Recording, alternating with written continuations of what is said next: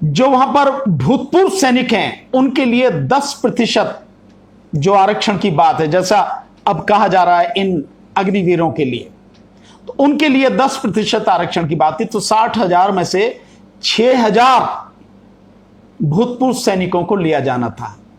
आपको मालूम है कितने लोग लिए गए? मात्र 6। ये इनके कहने और करने में कितना जमीन आसमान का अंतर है, इस बात का अंदाजा आप लगा सकते हैं। कहा जा रहा है आपको, लेकिन लेंगे नहीं, किसी कीमत पर भी नहीं लेंगे। ये केवल झूठ बोलते हैं, झूठ के अलावा कुछ नहीं बोलते हैं। दूसरी बात, इसको थोड़ा सा समझने की कोशिश करते हैं कि जो 46,000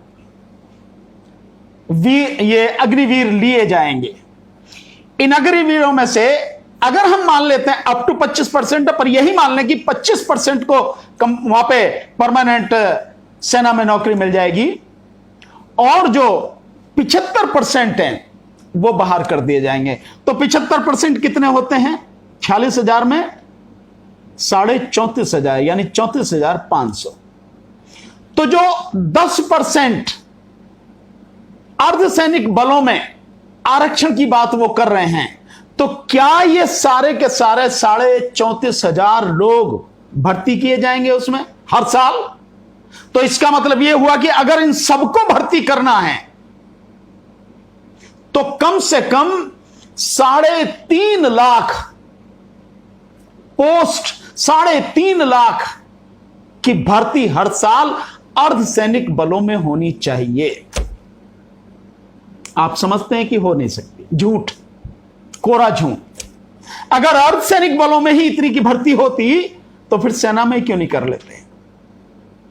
सरकार बात कर रही है क्योंकि इनकी पेंशन और तनख्वाह में जितना बजट है, जो सेना का बजट है, वो सेना का बजट लगभग 6 लाख करोड़ है, जिसमें से 2.5 से 3 लाख करोड़ सिर्फ जो सैनिक हैं, वर्तमान सैनिक और भूतपूर्व सैनिक, उनकी तनख्वाह यानी उनका वेतन और उनकी पेंशन देने में खर्च हो जाता है। इसलिए इतना बड़ा जो भार है उसको कम करने के लिए यह स्कीम ठेकेदारी पर निकाली गई है। तो किसी भी हालत में 3.5 लाख अर्धसैनिक बलों की जो भर्ती हर साल नहीं होगी। अब यह बताएं, अब इसको हम दूसरे तरीके से देखते हैं कि जितनी भर्ती होगी, माना 50,000 की होगी, 60,000 की होगी, इतनी भी होगी नहीं, तो इतनी जो होगी, मान लीजिए एक बार को कि 50,000 लोगों की, 50,000 की भर्ती अर्धसैनिक बलों में हर साल होगी, तो ये जो बाकी हैं 50,000 के हिसाब से 10% हो गया तो 5,000 लेने पड़ेंगे। अगर 5,000 लेते हैं तो निकले कितने हैं? 34,500। और 50,000 की भर्ती में 5,000 भी अगर 10% आरक्षण दे दिया, वो ले लिए, तो कितने आए? 5,000। 34,500 में से बचे कितने? 29,500। वो 29,500 कहां जाएंगे? 29,500 कहां जाएंगे? मैं लिख के दे सकता हूं, एक व्यक्ति को जॉब नहीं मिलेगा, एक भी व्यक्ति को। और इस पर जो पूरी सेना का अपमान किया जा रहा है, या अग्निवीर जिनको कह रहे हैं उनका जो अपमान किया जा रहा है, सैनिकों का जो अपमान किया जा रहा है, बीजेपी के नेताओं द्वारा, बीजेपी के केंद्रीय मंत्रियों द्वारा, वो एक और बड़ी घटना है, बहुत शर्मनाक घटना है। बीजेपी के शायद महासचिव हैं, केंद्रीय महासचिव हैं विजयवर्गीय, कैलाश विजयवर्गीय। वो कहते हैं कि जो अग्निवीर आएंगे, अगर वो माना बीजेपी के दफ्तर में सिक्योरिटी की नौकरी मांगेंगे तो मैं उनको प्राथमिकता दूंगा। यानी आपको बीजेपी के दफ्तरों में चौकीदार बनाया जाएगा, सिक्योरिटी गार्ड रखा जाएगा। और देश में जो हालत है उसके हिसाब से, यानी एक सैनिक, उसको चौकीदार के लिए बीजेपी के नेता कह रहे हैं। इससे भी आगे बढ़ के जो जी कृष्ण रेड्डी हैं, केंद्रीय मंत्री हैं, वो क्या कह रहे हैं? वो कह रहे हैं कि ये जो अग्निवीर आएंगे, ये अच्छे ड्राइवर होंगे, अच्छे इलेक्ट्रीशियन होंगे, अच्छे धोबी होंगे, अच्छे चौकीदार होंगे।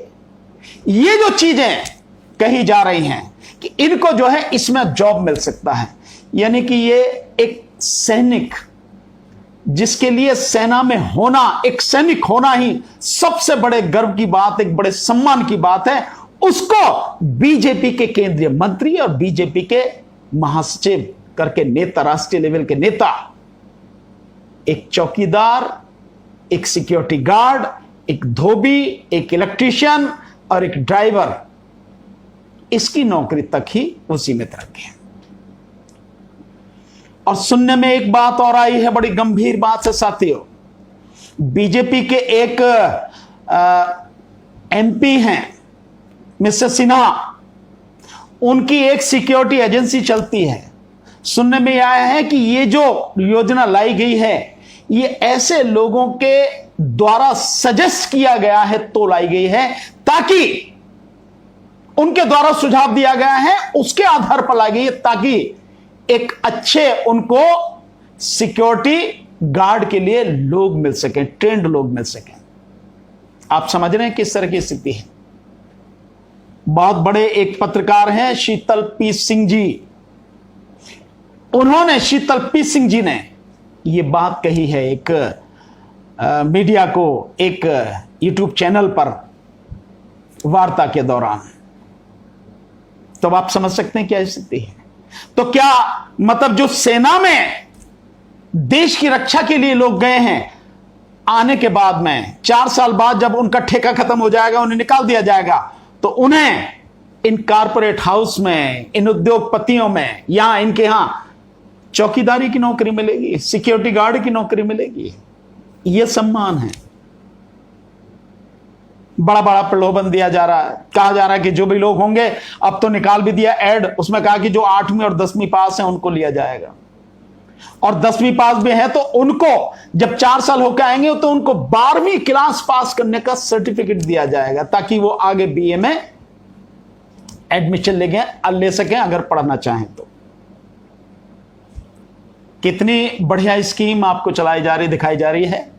और यह पहली बार है भारत के इतिहास में कि सेना में भी ठेकेदारी प्रथा जो है मोदी सरकार लागू कर रही है। ठेकेदारी प्रथा, जब ठेकेदारी प्रथा के विरोध में लगातार आंदोलन कर रहे थे, हमने भी कई आंदोलनों में भाग लिया।